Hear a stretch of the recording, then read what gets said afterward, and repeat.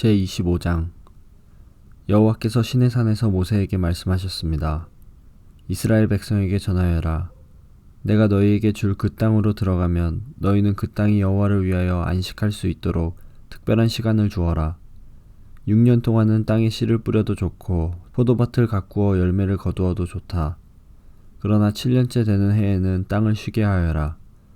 그 해는 여호와를 위해 쉬는 해이니 너희는 땅에 씨를 뿌리거나 포도원을 가꾸는 일을 하지 마라. 너희는 추수하다가 땅에 떨어져 저절로 자란 것은 거두지 마라. 너희가 가꾸지 않은 포도밭에서 자란 포도도 따지 마라. 이것은 땅이 1년 동안 쉬는 해이기 때문이다. 땅이 쉬는 해에는 땅이 너희에게 먹을 것을 낼 것이다. 너희 남자나 여자나 종이나 품꾼이나 너희 땅에 사는 외국인에게 땅에서 나는 것은 무엇이든 먹게 하여라. 또한 너희가 기르는 가축이나 너희 땅의 들짐승도 땅에서 나는 것이면 다 먹게 하여라. 너희는 7년을 7번 세어라. 그러면 49년이 될 것이다. 그동안 땅이 쉬는 해가 7번 있을 것이다. 너희는 49년이 지난 다음 속죄일에 나팔을 불어라. 너희가 나팔을 불어야 할 날은 7째 달 10일이다. 너희는 온 땅에서 나팔을 불어라. 50년째 되는 해를 특별한 해로 정하여 너희 땅에 사는 모든 백성에게 자유를 선포하여라. 그 해는 기쁨의 해인 희년이니 너희 모두는 각자 자기 땅으로 돌아가거라. 모두 자기 집, 자기 가족에게로 돌아가거라. 50년째 되는 해는 너희에게 기쁨의 해이니 땅에 씨를 심지 말고 저절로 자란 것을 거두지 말며 가꾸지 않은 포도밭에 포도를 따지 마라. 그 해는 희년이니 너희에게 거룩한 때이다. 너희는 밭에서 나는 것을 먹어라. 희년에는 모든 사람이 자기 땅으로 돌아가거라. 이웃에게 땅을 팔거나 이웃에게서 땅을 살 때 이웃을 속이지 마라. 이웃에게서 땅을 살 때는 바로 전에 희년에서부터 몇 년이 지났는가를 헤아려 보아라. 그래서 땅값을 알맞게 계산하여라. 땅을 파는 사람도 앞으로 추수할 수 있는 해가 몇 년인가를 헤아려서 땅값을 알맞게 계산하여라. 여러 해가 남았으면 값을 더 치러야 하고 몇 해 안 남았으면 값을 덜 치러도 될 것이다. 이웃은 희년까지 추수할 횟수에 따라 내게 팔 것이다. 너희는 서로 속이지 마라. 너희는 하나님을 두려워하여라. 나는 너희 하나님 여호와이다. 나의 모든 가르침과 규례를 기억하고 잘 지켜라. 그러면 너희가 그 땅에서 안전하게 살 수 있을 것이다. 그 땅이 너희에게 좋은 열매를 주며 너희는 먹고 싶은 만큼 먹을 수 있을 것이다. 너희는 그 땅 안에서 안전하게 살 수 있을 것이다. 하지만 너희는 씨를 뿌리지도 않고 심은 것을 거두어들이지도 않는다면 7째 해는 무엇을 먹고 삽니까? 하고 물을 것이다. 내가 6째 해에는 너희에게 큰 복을 주리니 그 해 땅에서는 3년 동안 먹을 작물이 나올 것이다. 8째 되는 해에 땅에 씨를 뿌릴 때에는 전에 거두어 놓은 곡식을 먹을 수 있을 것이다. 9째 해가 되어 추수할 때까지 묵은 곡식을 먹게 될 것이다. 땅은 원래 나의 것이므로 너희는 땅을 아주 팔지는 못할 것이다.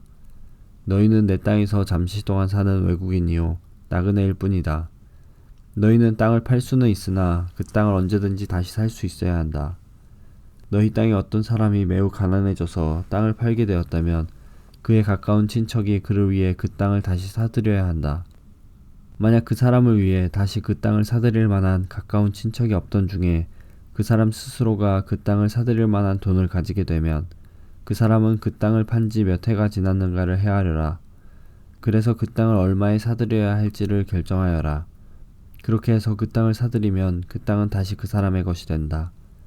그러나 만약 땅을 다시 사들일 만큼 돈이 충분하지 않으면 그 땅은 기쁨의 해인 희년까지 땅을 산 사람의 것이다.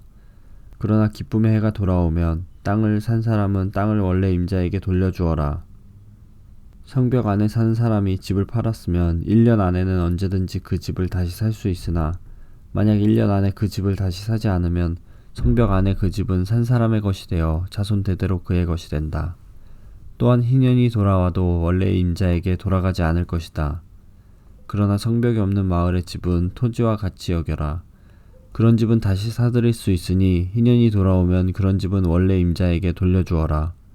레위 사람은 성벽 안에 있는 집이라도 언제든지 자기 집을 다시 살 수 있다. 레위 사람에게서 집을 샀다 하더라도 레위 사람들의 성 안에 있는 그 집은 희년이 돌아오면 다시 레위 사람들의 것이 될 것이다. 레위 사람들의 성 안에 있는 집은 레위 사람들의 것이기 때문이다. 그런 성은 이스라엘 백성이 레위 사람들에게 준 성이다. 레위 사람들의 성 둘레에 있는 밭과 들판도 팔 수 없으니 그 들판은 영원히 레위 사람의 것이다. 내 동족 가운데 너무 가난해서 혼자 힘으로는 살아가기 어려운 사람이 있거든. 너희는 나그네나 외국인을 돕듯이 그를 도와 너와 함께 살 수 있도록 하여라. 그에게 돈을 빌려줄 때는 이자를 받거나 이익을 얻으려 하지 마라. 내 하나님을 두려워하여라. 그 가난한 사람이 너와 함께 살 수 있도록 하여라. 그에게 이자를 받을 생각을 하고 돈을 빌려주지 마라. 그에게 이익을 바라고 먹을 것을 줘서도 안 된다. 나는 너희를 이집트 땅에서 인도해낸 너희 하나님 여호와이다. 내가 너희를 인도해낸 것은 너희에게 가나안 땅을 주고 너희 하나님이 되기 위함이다. 내 동족 가운데 너무 가난해서 자기 몸을 종으로 팔려고 하는 사람이 있더라도 너는 그를 종 부리듯 하지 마라. 너는 그들을 품꾼이나 나그네처럼 여겨서 기쁨의 해인 희년이 돌아올 때까지 너와 함께 살 수 있도록 하여라. 기쁨의 해가 돌아오면 그를 돌려보내라. 그가 자기 자녀를 데리고 자기 가족이 있는 조상의 땅으로 돌아가게 하여라. 내가 이스라엘 백성을 이집트에서 인도해냈으니 그들은 나의 종이다. 그러므로 그들을 종으로 여겨 팔아서는 안 된다. 너는 그 사람을 고되게 부리지 마라. 너는 내 하나님을 두려워하여라. 남종이나 여종을 두고 싶으면 내 둘레에 있는 다른 나라 중에서 사오너라. 또 너와 함께 사는 외국인 자녀 가운데서 종을 얻을 수도 있고 너와 함께 태어난 그들의 가족 가운데서도 얻을 수 있다. 너는 그들을 너의 것으로 삼을 수 있다. 너는 그런 외국인 종을 내 자손에게 물려줄 수도 있고 너는 그들을 영원히 종으로 삼을 수도 있다. 그러나 너의 형제인 이스라엘 백성들끼리 서로 고되게 부리지 마라. 너와 함께 사는 외국인이나 나그네가 부자가 되었다고 하자. 그리고 너의 동족 가운데 한 사람이 가난하게 되었다고 하자. 그 가난하게 된 사람이 너와 함께 사는 외국인에게 종으로 팔렸거나 아니면 그 외국인의 가족 가운데 다른 사람에게 팔렸다고 하자. 이때 그 가난한 사람은 팔린 후에도 그 몸값만 지불하면 자유의 몸이 될 권리가 있다. 그의 가까운 친척 중 한 사람이 그를 다시 살 수도 있고 삼촌이나 사촌이 다시 살 수도 있다.